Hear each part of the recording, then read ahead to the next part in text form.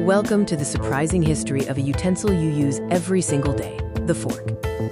Imagine simply using a fork at dinner, and people genuinely thought you were doing something evil. Today, forks are everywhere.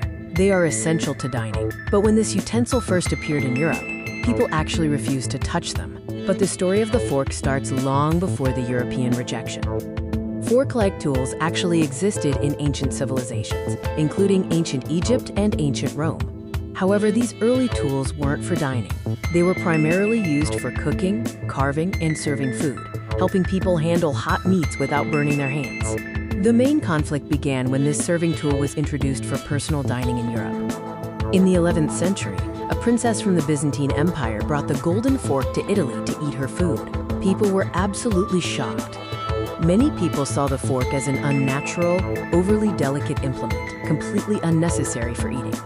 The general belief was that using a fork was an insult to God, who intended for humans to eat with the fingers he had given them. This widespread rejection soon took a terrifying turn.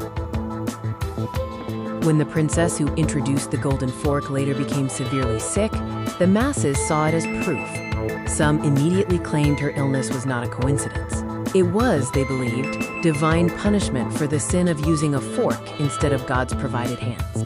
For centuries, the fork remained largely rejected across Europe, considered an object of suspicion and over-refinement. It wasn't until the 16th and 17th centuries that the fork slowly began to be accepted, evolving from a suspicious tool into a status symbol.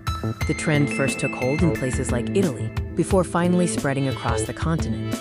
Today, the fork is a standard part of daily life.